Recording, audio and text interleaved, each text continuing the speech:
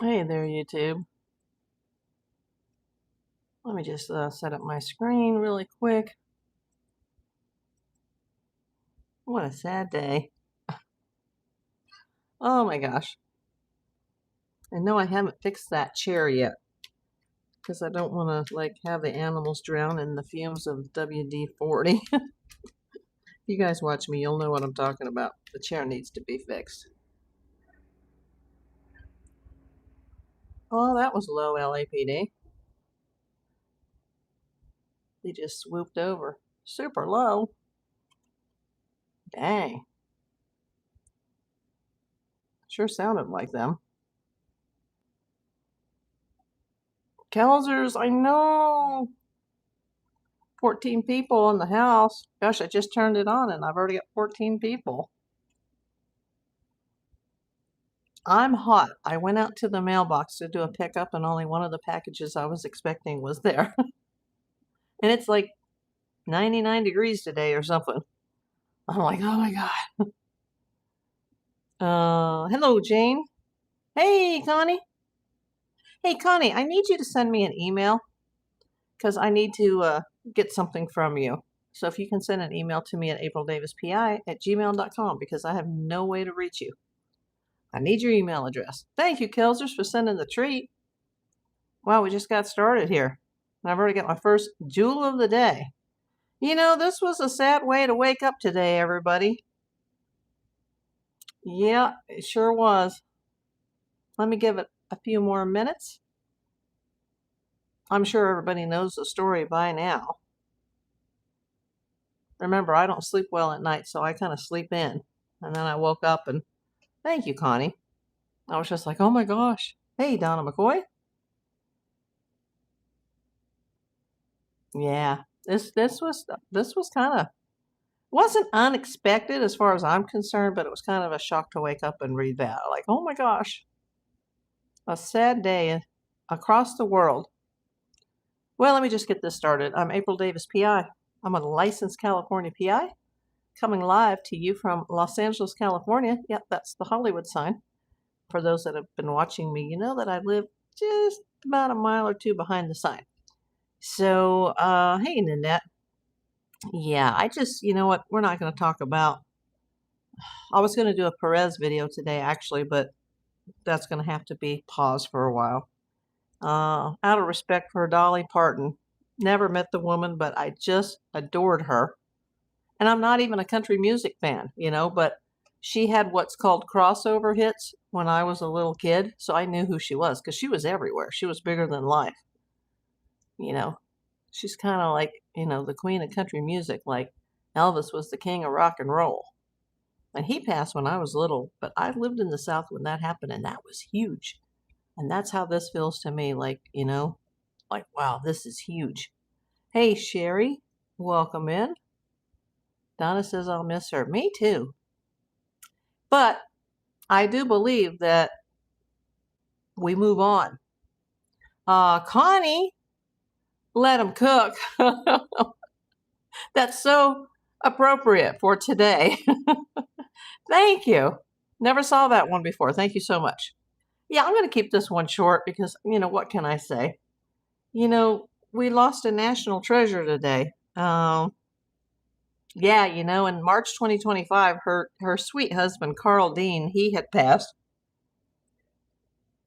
And now they're together. She's with her parents and all of her loved ones that have passed before her. But most important, she's with Carl today.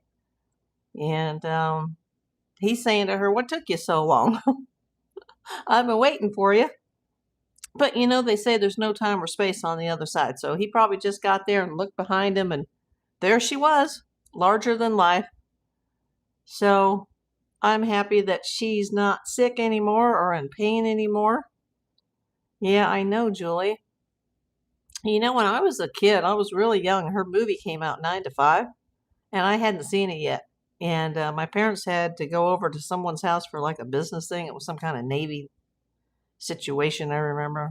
And they had kind of a cute son that I was kind of into, but he was too old for me. And we were talking about movies, and he was like, oh, you got to go see this movie. I just saw it 9 to 5. And I was like, isn't that the one with Dolly Parton? And he's like, yeah, but she's great. You got to go see it. You'll love it. So I went to see it, and I loved it, and I loved her. I mean, I already knew who she was, obviously, but I was just a little kid, and I was just like mind blown that she held her own in that movie, and she was up there with like Jane Fonda. Like wow, and she held her own. She was a living saint. Such an icon and a beautiful soul. Yes, Connie, totally agree. Julie says, I still can't believe Dolly is gone. My heart is broken. Let me just tell you, because I've dealt with so many medical things the last few years, even though I still want to be here. If I were in her shoes and I was that age and I was missing my husband, because I'm not married, obviously, but if I were in her shoes, even though I know she had a lot she wanted to do still, I think she's in a better place today. No more illness, no more being in the hospital. She was admitted apparently Friday. And I've heard two things. I heard from the nephew that she died at her home in Nashville. Now, did he mean her house or just she died in the city of Nashville? Because what I've been reading online is that she passed in the hospital. But her nephew said she died at home in Nashville. So wherever it was, she has passed on. And she will never be forgotten.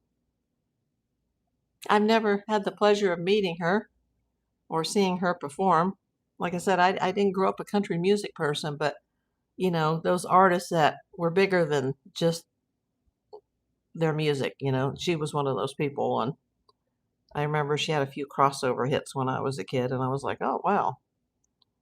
Yeah, she was. Kelsa, she says she was a young soul. God bless Dolly, sweet lady. Yeah, I've just been reading this article on People, and I know that her and Carl, they didn't have any kids. It's funny, I just had seen a video last night on Dolly World. I've never been there. And I saw this video, and they had this like water park ride. It's kind of like a log ride kind of thing, and it goes through a river. And I was like, oh, wow, that looks really fun. And I saw that last night, having no idea that this was going to happen this morning. I know that she came from a family of 12 kids, and they were super poor. And by the time she was 6, she could play the guitar. And by the time she was 7, she was writing her own music. I remember when she talks about this. She was on 9 to 5, and she was just sitting there in between takes, and she was like, hey, do you want me to write a song for the movie? And she had these, fake nails, excuse my nails, but she had these fake, press-on nails because she was all dollied up in the movie. And she started getting the beat and clicking her nails. And that's how she came up with it. Just because she clicked her nails, and she wrote that song in like a day or something. Like, that's crazy. Nanette says, my parents met Dolly on several occasions. She was exactly just like me privately, the personality she was in public. Down to earth, hilariously funny, and gorgeous. Oh, wow. That's pretty cool. Yeah, can you believe it? I mean, I knew she hadn't been well. I'm hearing kidney issues, immuno issues. I've also heard stomach today. I guess it was her time to go join her husband, Carl. God bless him. Because they were together for like 60 years or something. So, yeah, isn't that amazing? Yeah. I mean, I can't even imagine. I'm still not over the death of my friend from 2022 and the death of my chemo buddies. It's like I'm never going to recover from that. And, I wasn't married to those people. So I can't even imagine. Jason, hello. Wisconsin doing well tonight. Shelley Fabre, yeah, I know. And I can't say that I knew her, but I was on set with her for an entire season when she did the final season of One Day at a Time with Bonnie Franklin and Valerie Bertinelli. And Mackenzie was there for part of that season, but then she got permanently fired for the second time. And Michael Lembeck was on there. He was a great guy, Michael Lembeck. Boyd Gaines, Howard Hessman. Yeah, I had a friend whose dad was a really famous director He was doing Silver Spoons next door. So they had Silver Spoons, The Facts of Life, The Jeffersons, One Day at a Time, and Different Strokes. And I had just moved back to LA. I didn't know anybody. And I met this guy, and his dad was like super famous. And he took me over to the set of Silver Spoons to meet him. His name was Jack Shea. And I remember thinking, oh my God, this is the most famous person I've ever met in my life. The director, Jack Shea. Like, wow. And he would be like, hey, just let me know if you want to come this week and what shows you want to see. And I was so busy with school day and night, but I managed to squeeze some in. And I parked over on the back lot over near the Psycho House when that used to be a parking lot on the back, behind the back lot at Universal. And I would get to go on the VIP tram, even though I wasn't a VIP, but he treated me like a VIP and put me on the VIP tram with the family of like the cast members and, the close friends. And I got to see every single episode of season 9, which was the final season of One Day at a Time. And Shelley Fabre was on there, and also Nanette Fabre was on there quite a bit.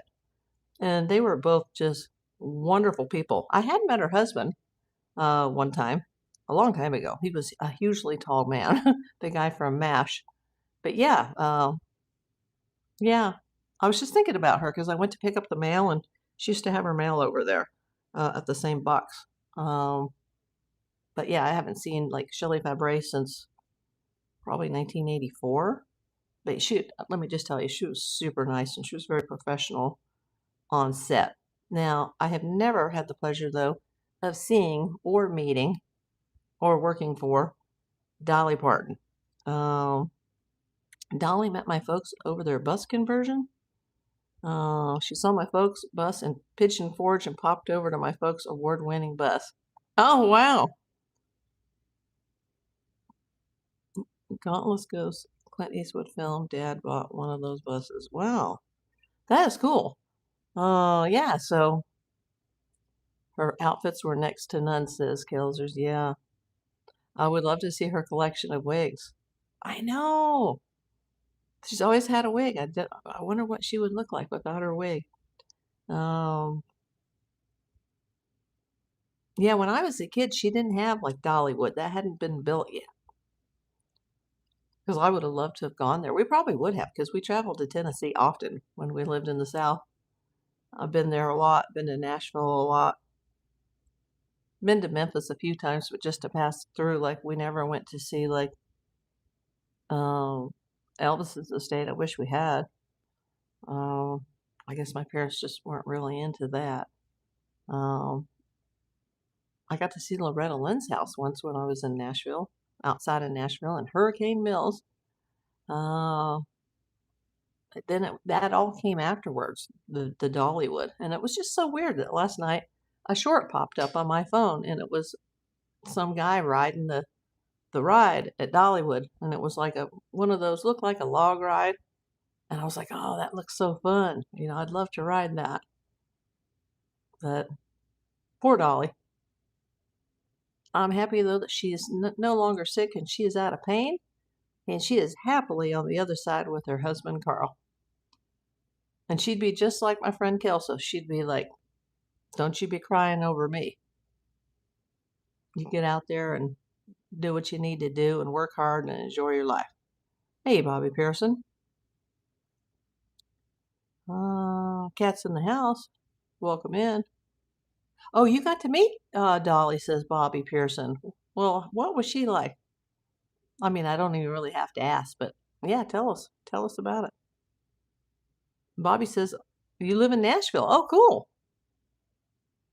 Jean Newbeck, welcome in. Yeah, it's a sad day, isn't it?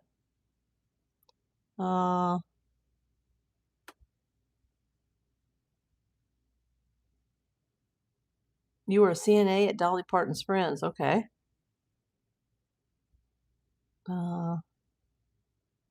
Yes, Jason. Bonnie Franklin was really nice. There was a guy that used to work on that show that was the warm-up guy. So he was a young and up-and-coming writer, producer. What was his name? Mark Ganzel. And he was the brother of actress Teresa Ganzel. And we became friends just on the set, because I knew this guy who was the son of Jack Shea, who was on the set next door, which I got to go to when I wasn't doing one day at a time, and I didn't work it. Unlike all the other sitcoms that I've worked in my career, I was not working these. This is when I was still, just a college student, and I was taking my criminal justice administration of justice training and my PI school training. And so I got to hang out on that set like all the time. And his sister was actually the stage manager, Sean Shea. And yeah, like Bonnie, she was nice, but me and this guy that was the warm up guy, he used to do the same act because there was taping one and taping two, and sometimes I'd go to both, but I'd usually just go to the early one, and then I'd come home because it'd been such a long week. Tape two, the second taping of the day always goes much longer than the first one, so we would do the first taping together, and I'd always have like a front row seat, and she'd always come out and say hi to me, and she was super nice. But me and this guy Mark, he would be like, "Hey, help me out with this little. I'm gonna do my little routine tonight." It reminded me of like a sketch comedy, Saturday Night Live, and he was doing it live, and he would have certain members of the audience that were like part of the sketch, and he would pick me, but I wasn't being paid, and I'm like, hey, no, no, no. Like, he's like, oh, no, no, you're here every week, you know what it is. And so we did that. Once we started doing it, we did it every week for the first taping, where he would do his little act, and then he'd say, oh, I'm going to go pick somebody in the audience, and hello, ma'am, and he'd come over like he didn't know me, and then I would stand up, and we had like a whole script that we worked out. But I'm not an actress or a writer or a producer. And I remember Bonnie Franklin and Valerie Bertinelli, they would come out sometimes and they would watch us do it, even though they had seen it, a million times. And I'd be like, oh my God, there's Bonnie Franklin, there's Valerie Bertinelli, there's Mackenzie Phillips, and they're all like looking at me. And then the audience would finally realize it was a gag and everybody would laugh. And then I would sit down and I would look at him and I'd be like, I'm never doing that again. I'm never doing that again. Anybody? Okay, well, see you next week, and then we do it again. And I'd be like, I should be getting paid for this. But at least I had free tickets and I had VIP seats every week. But to answer your question, long answer. I know you didn't expect a long answer, but yeah, Bonnie, she was great. Thank you for the makeup brush. Appreciate that. Let's see. Thank you, Connie, for reminding everybody. 838 people and 14 likes. Come on, let's get it up there. Cats in the House. Even if you weren't a fan of her music, you had to respect the legend she was. Absolutely.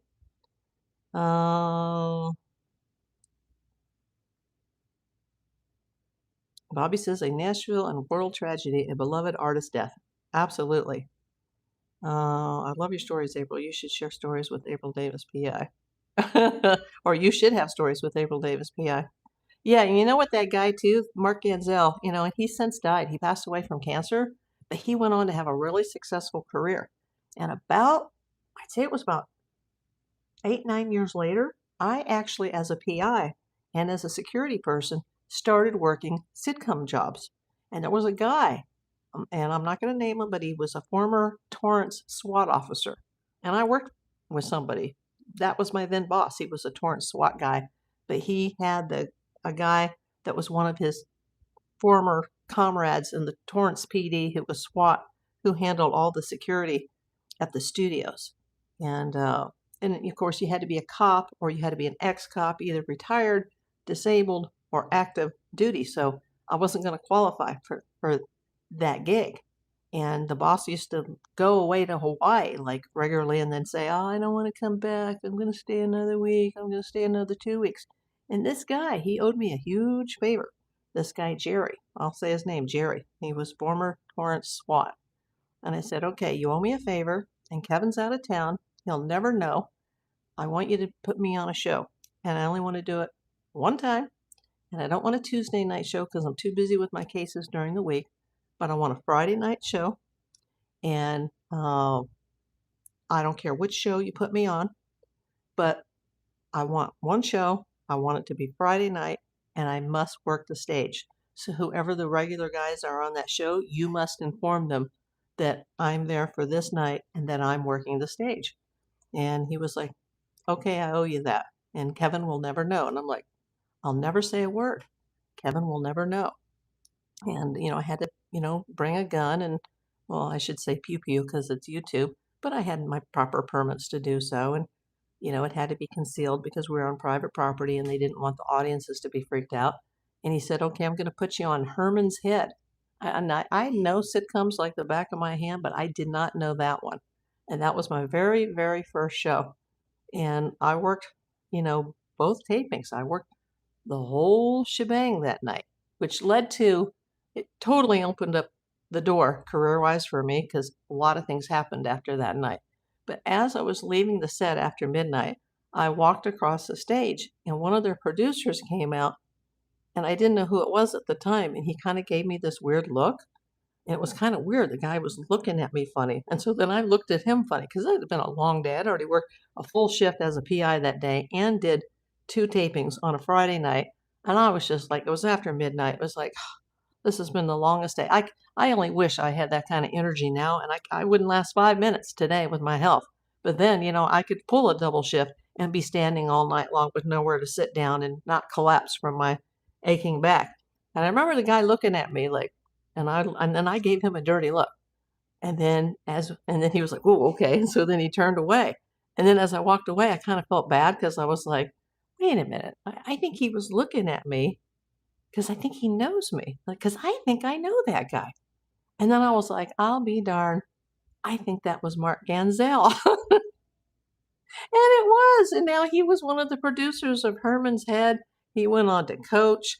I mean, he became a really famous person.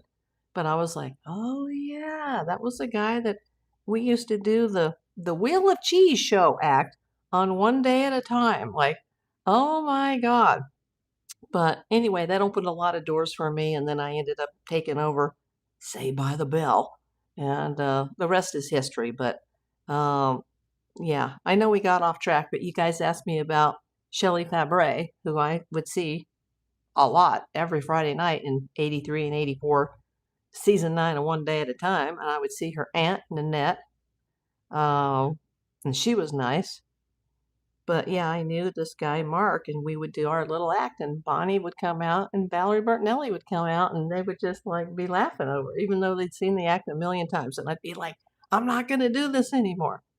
And so I was kind of sad when I found out a few years ago that he had died years ago from cancer. I was like, oh my God, I didn't know. But I never, ever, ever got to meet Dolly Parton. Yeah, there are a lot of nice tributes to Dolly coming up. Oh, your husband was born in Torrance. Yep. Yeah, the Torrance officer I worked with, he had pew-pewed 8 people and 5 of them fatally. Yeah, he was one heck of a guy. Let's see. Dolly's all over the news now. I worked in the entertainment industry as a PI and a security specialist, Bobby, but I'm not, well, I actually was in a couple of movies, but not important.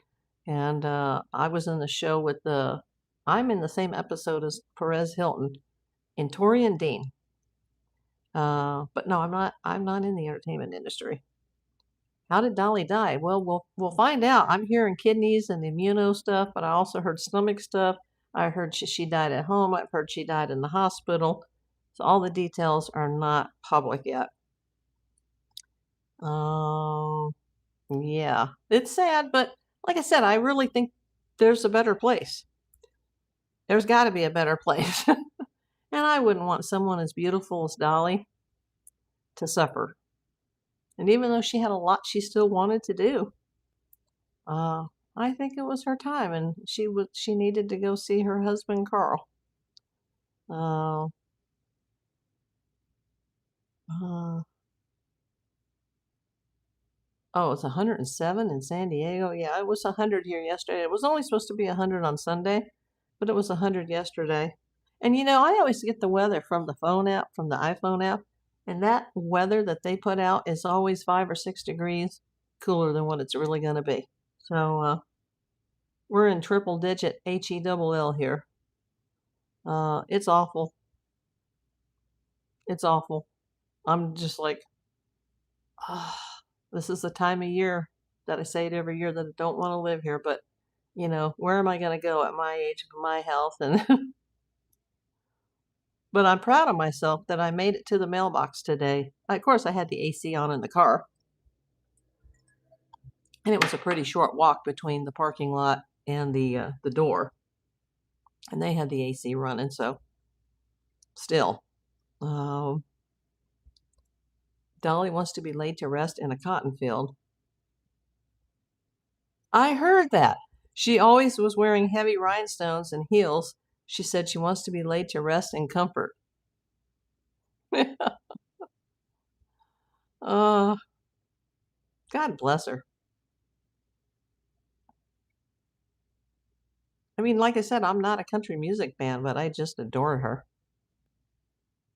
But yeah, we lost Shelley Fabre this week. And it reminded me of my One Day at a Time. You know, that that that year that I first came out to LA, and I got to see One Day at a Time, The Facts of Life, The Silver Spoons. I couldn't see Different Strokes because they had kids, so they filmed early Friday mornings, and I was in college on Friday mornings. I couldn't skip like 3 classes because I would always have like Monday, Wednesday, Friday classes, then Tuesday, Thursday classes, and then eventually I was going to that PI school at night, and that was Tuesday, Thursdays for about 6 months. And that made me really bummed because I would always go to the Facts of Life on Tuesday nights. And I'm like, I can't go to the Facts of Life anymore. And every time there was a hiatus week from One Day at a Time, Jay would say, well, still coming. I'll take you over to Silver Spoons and you can meet my dad. And I remember thinking, wow, like I met director Jax Jay. Like, wow. And he did everything from the Jeffersons to like Sanford and Son, and all those kids grew up, to be in the entertainment business, except for the one that I hung out with. He wasn't into it. But I was totally into like, going to all those shows, and I got to sit with famous people. And I remember Bonnie's sister and her little nephew. And on One Day or on Facts of Life, I would sit with Michael Damian sometimes. Michael J. Fox he came in one time and sat right behind me, and I didn't see him. He was right behind me. Like, yeah, those were the days. But so yeah, I'm not going to forget Shelley Fabre just because, Dolly passed today. Let's pray for Shelley on the other side, and let's pray for Dolly. I'm sure she's in a much better place. I know that, Connie. Miley Cyrus was her goddaughter. Yes, very true. Hey, Rita Close. Oh, Dolly said she had a number of godchildren. I'm sure she did. Oh. One time I was on the freeway out in the West Valley, and I saw like an old classic car that was like really expensive. I can't remember what it was, but it was like something from the 40s or something. It was really old, but it was like probably worth, hundreds of thousands of dollars. It had a personalized plate that said something about, I can't remember if it said Dolly P or D Parton. And I was like, whoa, like, is that a car belonging to Dolly Parton? But it had a California plate. And then I looked at the driver, and it did look suspiciously similar to her husband. And then I had heard at a later time, like, oh, well, she's got houses everywhere. And she's got a house out here. But I don't know if that was true. But it was like really expensive, and it was an older guy, and it had a custom plate that said something about her. And I was just like, oh, whoa. And usually when you see that in LA, like in Toluca Lake, there's a purple Mercedes truck that drives around, one of those big, boxy Mercedes-Benz SUVs. And it says, either Viola Davis or V Davis, and it's written in script in purple, like across the side. And that's Viola Davis's car, but I always see her husband driving it. Like, so I don't know if that was, that car that I saw on the freeway, if that was her husband or not, but I have never, ever seen Dolly, worked with Dolly, been on a show with her, nothing. Like I said, I'm not a big country music person. They called Dolly Sissy? Oh, wow. When I lived in the South, my nanny had a granddaughter named Sissy. That's pretty popular down there, Sissy. Kind of like, some of the boys are called Bubba. I know that sounds very redneckish, but yeah, there's Bubbas and there's Sissies. But I think of her as a Dolly. I'm not really following Lindsay Clancy. I'm sorry. Oh, Night Jane Rice. I didn't know that they called her Sissy. I know that she was number 4 out of 12 kids or something. That she had 11 siblings. And she started playing guitar when she was 6 and writing songs when she was 7. And that she was married to her husband for like about 60 years. She had a home in West Hollywood. Okay. I heard that she's had homes out here. And I did see the guy on the freeway driving a classic car that had a personalized plate that said something about her. And I was like, and I looked because I thought, could Dolly Parton be in that car? But it was just a man, but it was a man that I thought looked a lot like her husband. And he was right beside me. And I was like, well, this is LA. You see famous people all the time in traffic. I remember one time in the 90s, I saw Farrah Fawcett in traffic twice the same week in 2 different parts of town in 2 different cars.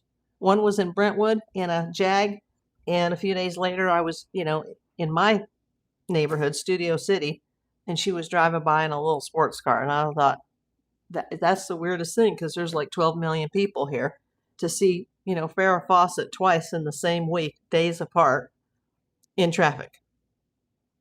And certain people you see all the time, like Arnold Schwarzenegger. He used to drive around in a military Hummer, and that was before they sold them to the public. He got one from the military. So he would be seen all the time. And Dolly Parton, or not Dolly Parton, Goldie Hawn would be driving around like in a Ferrari. So you see stuff like that. But I remember I looked because I was like, oh, wow, maybe that's going to be Dolly Parton. Like, that would be so cool. Come here. Don't whine. She's going to cry now. What is it?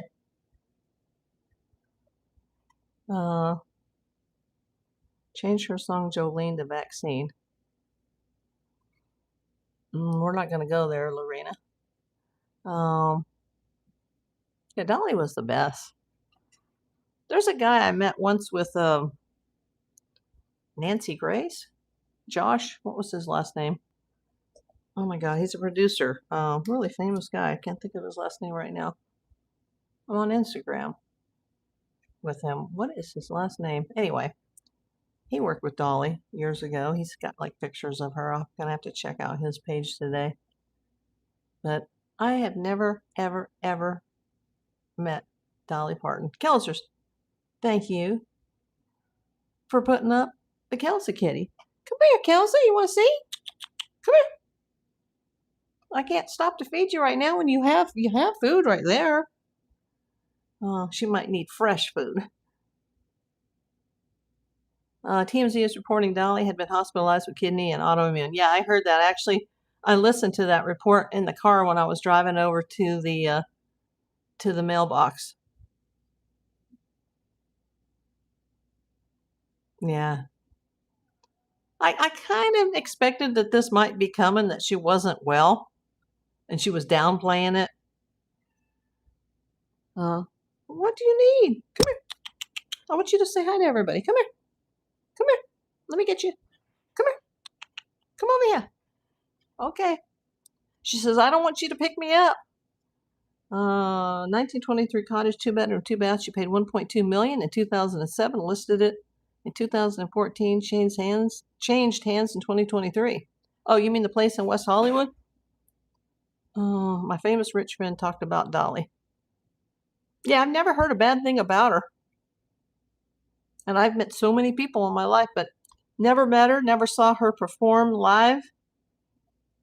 I wish they'd had, Dollywood when I was a kid, but they didn't. That hadn't been built yet.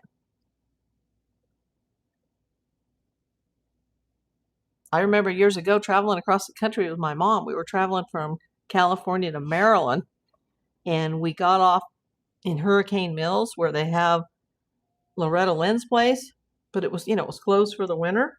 And then we ended up like at her house to get out, and we got out of the car, and her daughter came out and greeted us, and we were like, whoa. And then I told my mom, like, we better leave because it's getting dark. And But they didn't have, like, Dollywood. But I remember that. I remember going to Loretta Lynn's house. Yeah, I heard that, Nanette, that she canceled the shows. What? What do you need? Do you need kitty food? Do you need kitty food? Okay. Everybody, can one of my mods take over the chat for a moment so I can get her some wet food?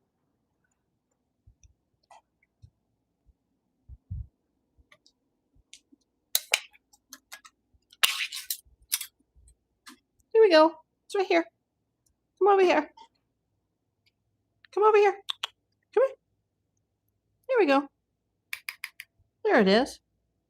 You got it? Yeah, that's what you need.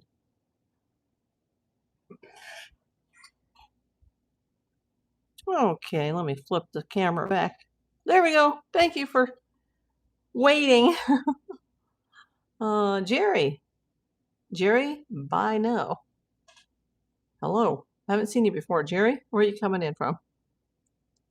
Pauline says, listening but can't stay on chat. From rags to riches, Dolly was the best. Absolutely. Bobby, I agree with you. I think Dolly was grieving after the death of her husband. Absolutely. Absolutely.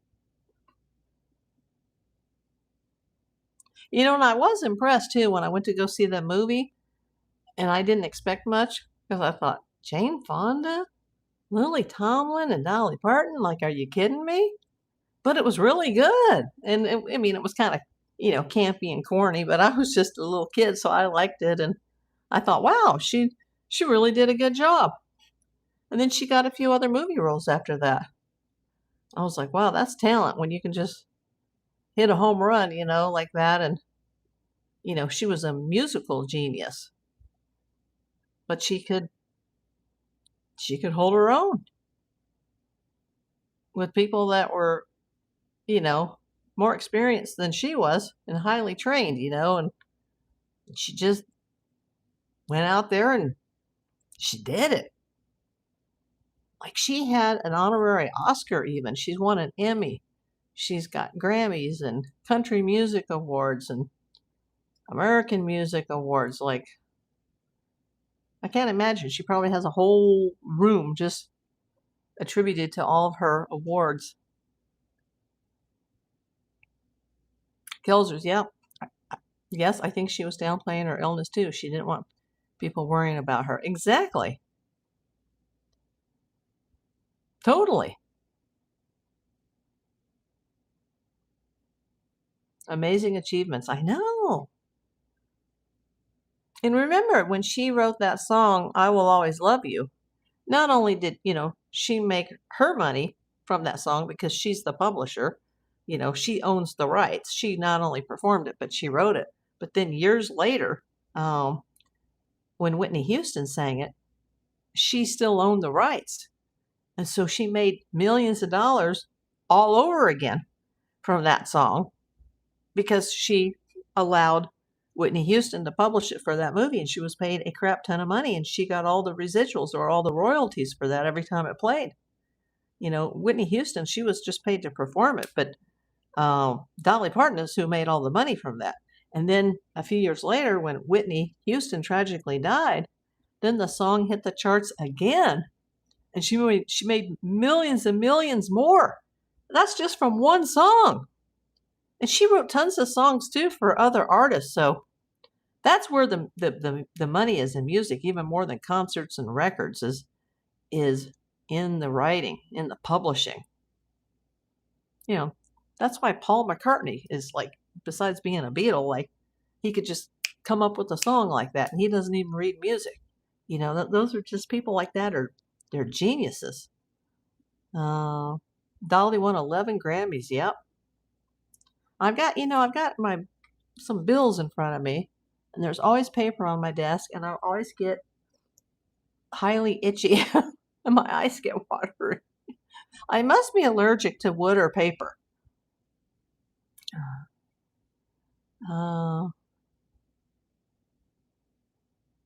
It is just awfully sad.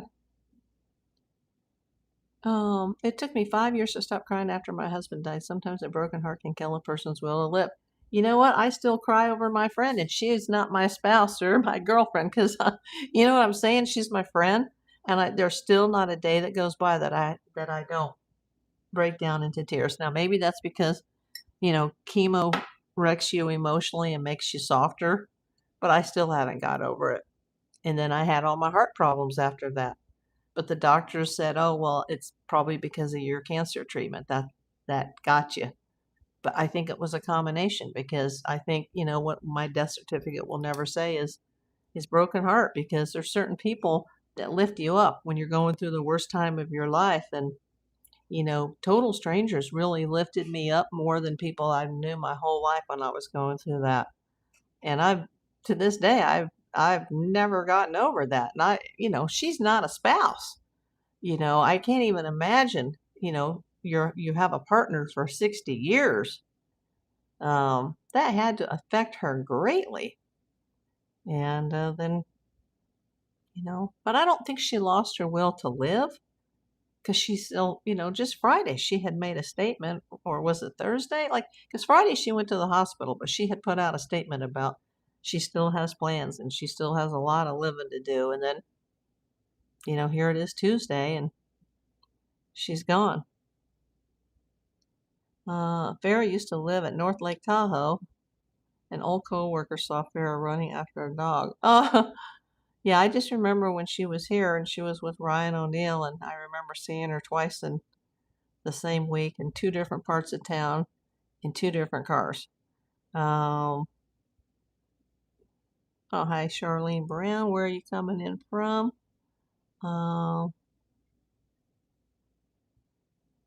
Let's see.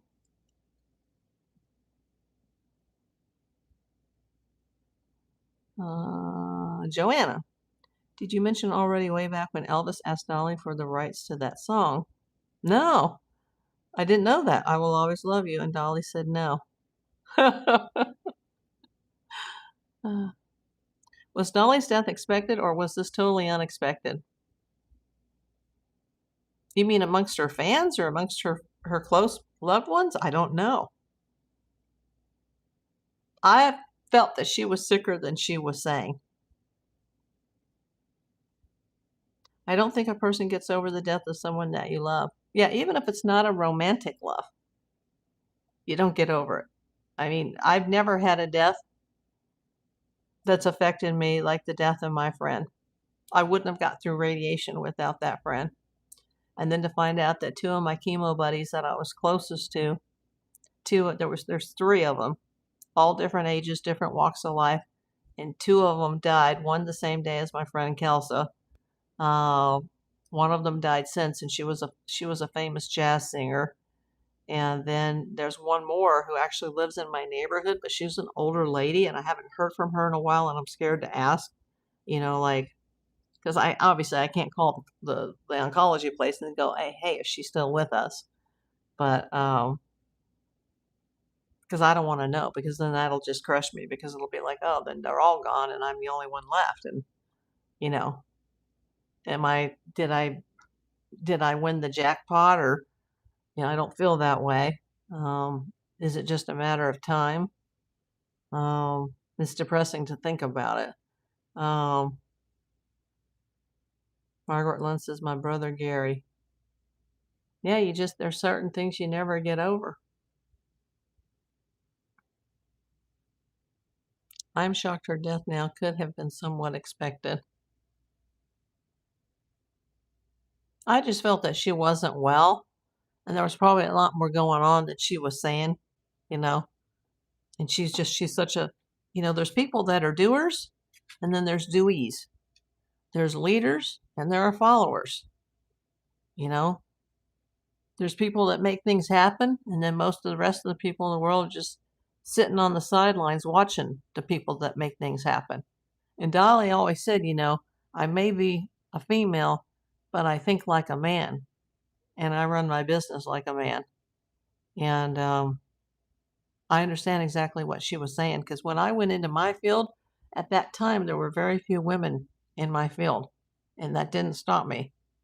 Oh, Kelly, I really enjoy your show. Smart, wise, matter of fact, yeah, you have a sweet and compassionate disposition. When I can speak, yeah. Thank you, Kelly. Oh, thank you for the floating heart. Margaret, he was LAPD air support? I've worked with some of the LAPD air support guys. Wow. I've known a few of them. Because a lot of the LAPD guys, they work side gigs, like in the entertainment industry. And remember, I said earlier in the show, the guy got me into a show because he owed me a big favor because something had happened involving somebody that I worked with, Terry Garr, and he kind of messed things up. And I was like, listen, that's my account. And, Terry, she's like a mother to me. Like, nobody messes with that. And you owe me a big favor. And someday when I figure out what it is, you're going to do it for me. And a couple years later, when the boss went to Hawaii, I was like, you know what? Now you can pay me back that favor you owe me. And you're going to put me on a show. And I don't want a Tuesday show. I want a Friday show. And you tell the existing crew, whoever they are, because they'll all be LAPD guys, like you tell them that I'm going to work the stage that night. And he's like, deal. I said, I don't care what show. Just let me know this week and I'll be there. And make sure I have, producer's lot parking because I'm not parking my car on the street there because it won't be there by the time I get out. It's a high crime area. I won't work at Sunset Gower if I can't park in the producer's lot. And he was like, done. And then I got Herman's Head and it worked. And they were like, wow, she's really good. And I'm like, I had no idea what I was doing. But see, all those years ago, I had been on One Day at a Time just as an audience member in The Facts Alive and Silver Spoons. And I kind of watched the way things were done. And I thought, these shows really should have security. And if, I worked on this show, I would make sure to arrange security. And this is how I would do it. And I guess all that going to those shows, going to those One Day at a Times and Facts of Life and Silver Spoons really helped me because 8, 9 years later, there I was on a Hollywood stage working a show. And then I did so well that it led me to another show. And that was for NBC, and they were getting ready to fire the company that I worked for. And the boss was still in Hawaii. So I was like, he's like, can I sneak you into one more show? I got an emergency and you got to go handle it. And then the suits came up because it was an NBC produced show. And they were like, listen, we're not happy with the security and everything better be fixed tonight or your company's being fired. And they were understaffed on that show. And I was like, well, how can we help you? What are your problems? Okay, I'll take care of it. And at the end of the show, the suits came up to me, shook my hand and said, this is the earliest we've ever put the show in the can. Thank you so very much. And, we're going to be on hiatus next week, but we'd sure like to see you back the following week. And about a week later, the boss came back from Hawaii and I went into the office to drop something off or pick something up because in the old days, you had to go pick up physical files. They couldn't email them to you. You had to go waste time, waste gas, waste money, sitting on the 405, sitting on Sunset and Brentwood to go drop off your cases and pick up your cases. And the boss was like, hey, before you leave, he's like, I got to ask you something. He goes, so how was Herman's Head? I was like, oh shit, excuse my language. Like, oh no, he's not supposed to know about that. Maybe I wonder who told him. Maybe the secretary, maybe the accountant, maybe the head of security. Somebody told him, like, April was on Herman's Head. And I just said, oh, that was fine. And I wouldn't even like look at him. I like turned away because I'm like, oh no. But his wife loved me like family, so I knew he wouldn't fire me. And he goes, well, let me ask you this. He goes, how did Saved by the Bell go? And I was like, well, I wasn't going to say anything, but now that you ask, maybe there's something you should know. And I told him what happened. And then the security supervisor was sitting there when I said it. And the guy's name was Rick. And he was ex-LAPD motor officer. And he's like, hey, Rick, who do we usually have on Saved by the Bell? He goes, well, whoever it is, just permanently take them off the schedule. And he goes, who was the guy you working with? I was like, Officer Holcomb, LAPD 77th Street. And he goes, do you like the guy? Do you work well with him? And I'm like, yeah, he's great. He's like, he told Rick, he was like, you take the existing officers off that job, you put April, and you put this new guy Holcomb, you put both of them on Saved by the Bell the college years for the rest of the season. And I was like, what? Oh no. And I thought, well, we're up against Full House, they'll cancel it. I won't have to work this show very often. And I get over there, aprildavispi@gmail.com, Connie. I was over there And I made friends with one of the cameramen because he would give me the scene sheet every week. So we had to choreograph where everything was going to happen because there was only 2 of us instead of 5 of us. And so that was a very slim security issue because, NBC, they're cheap. If you've ever listened to Howard Stern, he talks about NBC. It's the funniest thing you'll ever hear, but that's really true. What he said about them being cheap. They're cheap asses. Excuse me.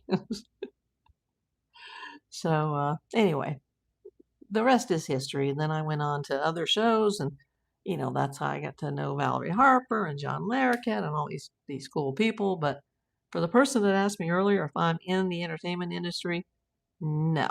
Margaret says you went up in Air 10. Oh wow. I got to go work air support for a neighboring PD. Such fun. Topeka PD. Oh, are you a cop? Cats in the house? You're welcome, Connie. My brother was a motor security. He had a bike. Wow. Did he work for LAPD? Wow. That's crazy. Gary Perkins. I don't know the name.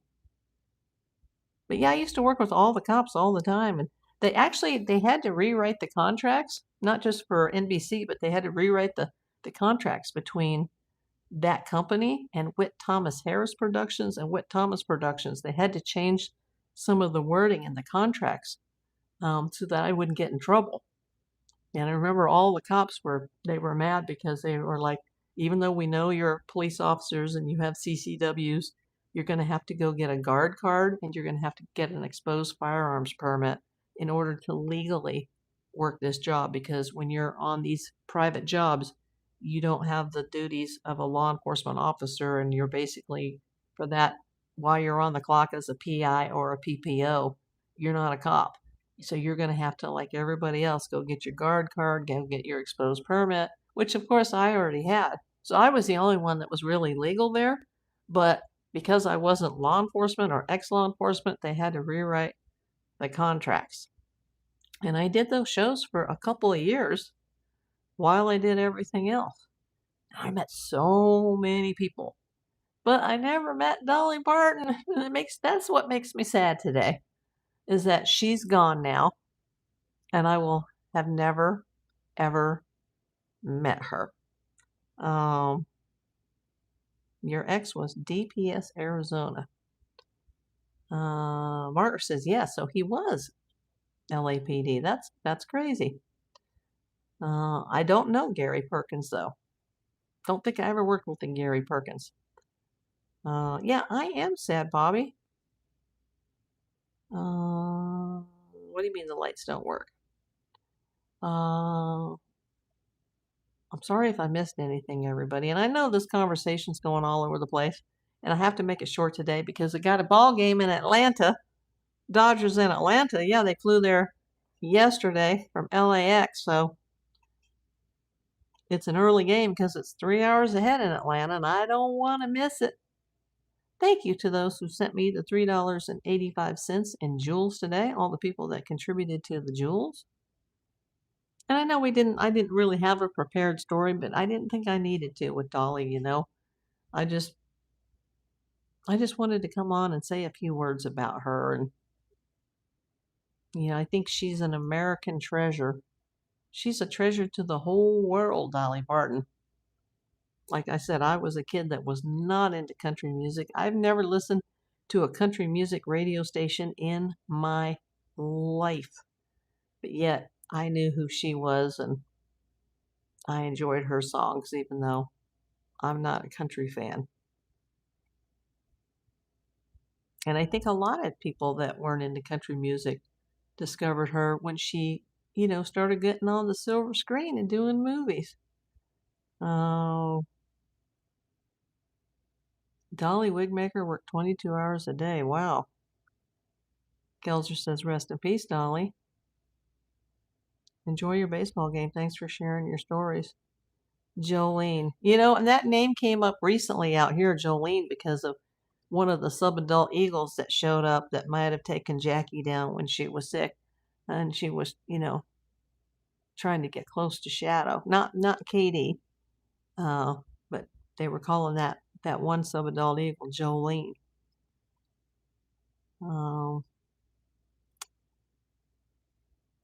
Did who pass?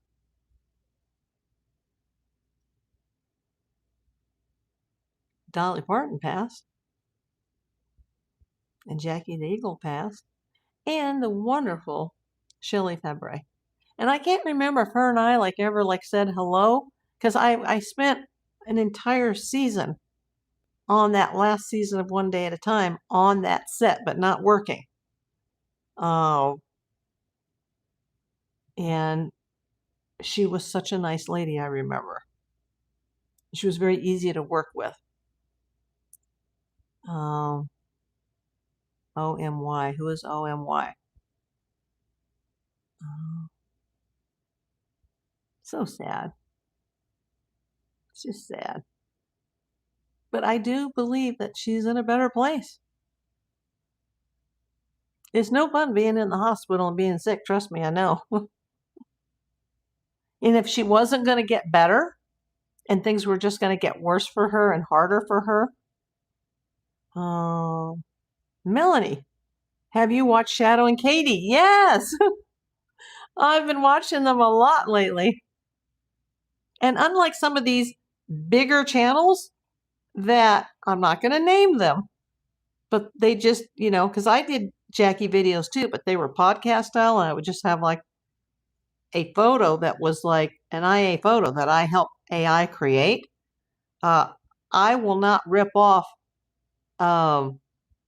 pictures or videos from Friends of Big Bear Valley. And some of those channels that do, they have 150,000 subscribers and they're making bank, but they're stealing. Unless they have written permission from FOBBV, you are not allowed to steal their video. And those channels, they got more money than I've got. They've got better editing. They've got the clips, and people have asked me, why don't you put in the Jackie clips? Why don't you put in some of the videos? Because I cannot and will not steal somebody's content. I don't care if it made me get 1 million subscribers. I will not steal somebody else's YouTube content. And at some point, those people could be taken down. They could get sued. I won't go there. She meant, oh my God. Okay. What about Dolly? That's what we're talking about today, Margaret. Did you just get here? Your mom died when Ozzy Osbourne died. No connection. Oh, wow. Mimi says you're so incredibly intelligent. I got the brains, but not the looks. Although I was much cuter when I was younger. I have to show you some baby pictures someday. Yeah, there was a time in my life where I was kind of cute. I was a little redheaded girl. Oh, and I know we weren't going to talk about the day because I got to go see my game in Atlanta.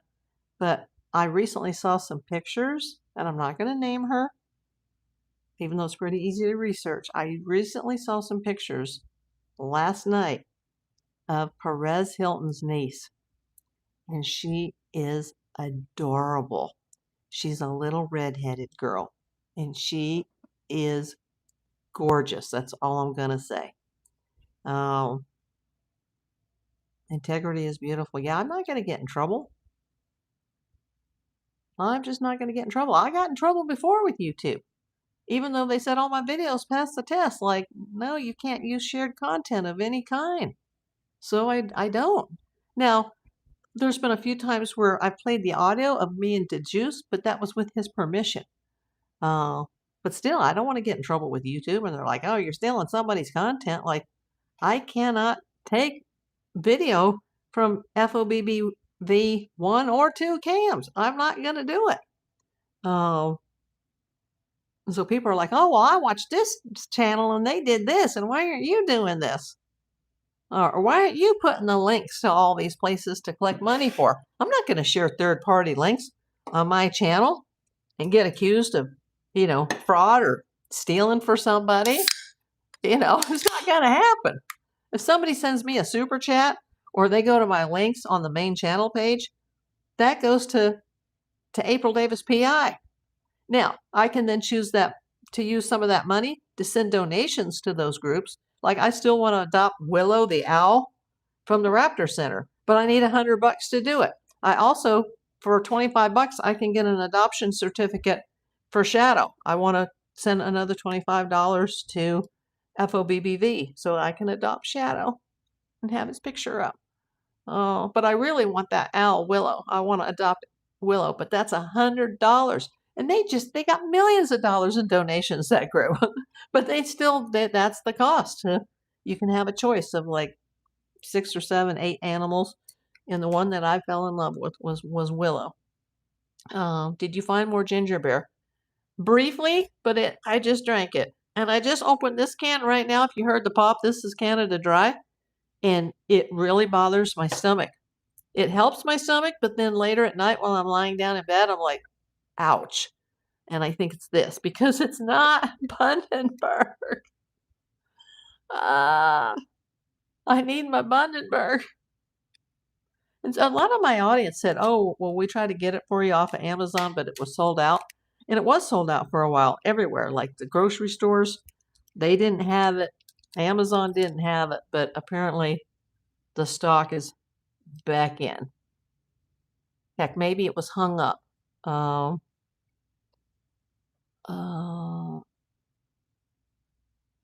Was Dolly gay? Bobby, what a question. I don't believe so. But I wouldn't care if she was. She's married to her husband Carl for 60 years. Although in Hollywood that doesn't necessarily mean a whole lot sometimes. I don't think she was gay.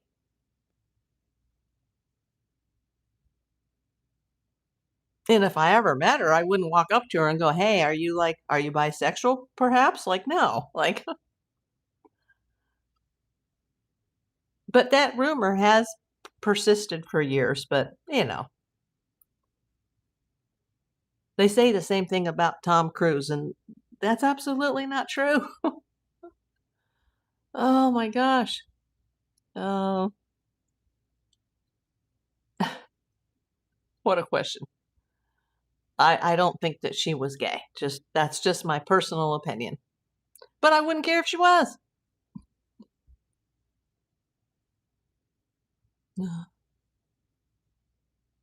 Leanne says, you have amazing ethics. I respect you so much for that. I just try to do the right thing.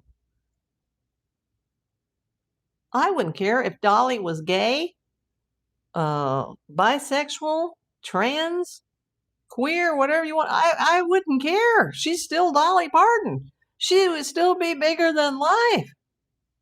And she still will be, because it's not like I knew her in person. I've never seen her, never met her, never worked with her, for her. Not that I know of. But, she's just not on this earth anymore as a living, breathing human being. But we can still listen to her music and we can watch her movies. And she's left Dollywood. She's donated millions of dollars of her own money for literacy and for charity, and she's helped millions of people.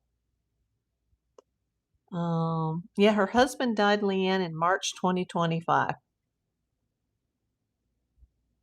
Yeah, I've heard about some of those stories, but I haven't read any of the biographies. But I know she was very much in love with her husband.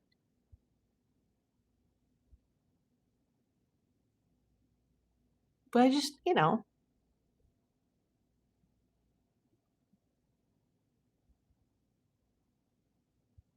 I just don't know if that's an appropriate question at this moment. Let's just respect her life, and however she chose to live her life or not live her life. And she was, like I said, she was bigger than life. This was like, like I said, I was a little child when Elvis Presley died, but that was huge.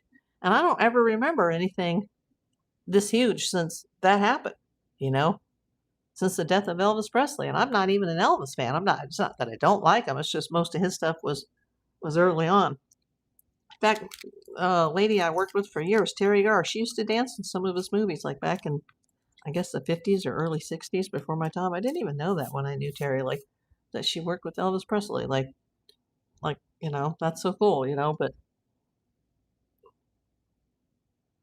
even Elvis's daughter is gone and one of his grandkids is already gone. But look at Dolly, 80 years old, and just such a wonderful human being who did so much for the world.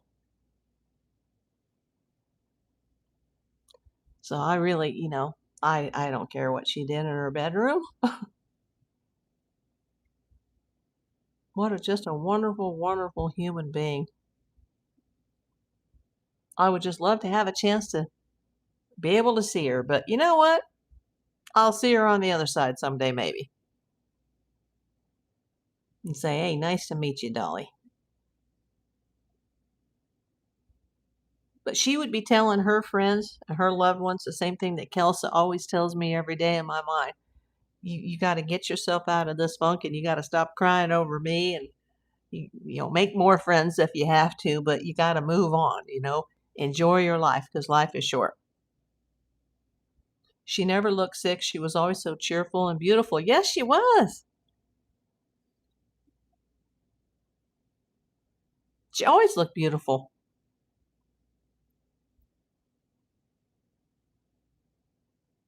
She was a really classy person who never had a bad word to say about anybody. I try to live my life that way too.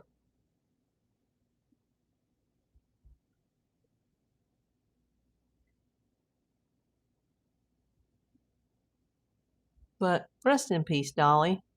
I'm so happy that today she got reunited with her husband. That's the best part of this. Think of the positive. She is reunited with Carl, and they can live forever in eternity, or they could even years from now, decades, eons from now, they could decide to reincarnate and come back as soul siblings and meet again.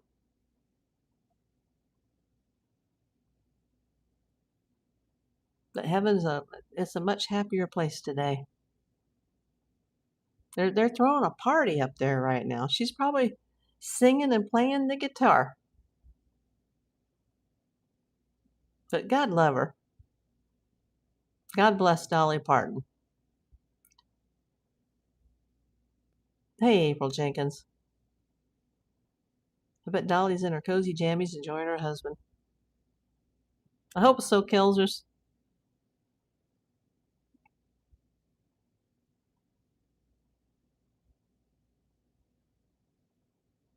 Well, I'm going to go watch my baseball from Atlanta. Thank you for the jewels today. Make sure you guys give me a thumbs up. But God bless Dolly Parton.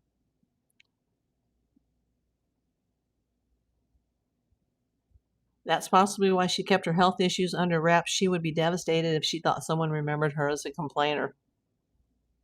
That's very possible. Cat's in the house. Yeah, because she was always so positive.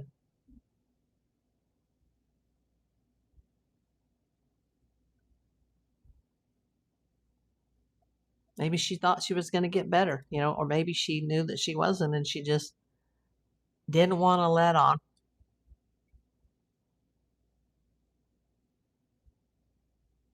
Yeah, she never showed her sadness or her depression after her husband died, but it had to hit hard.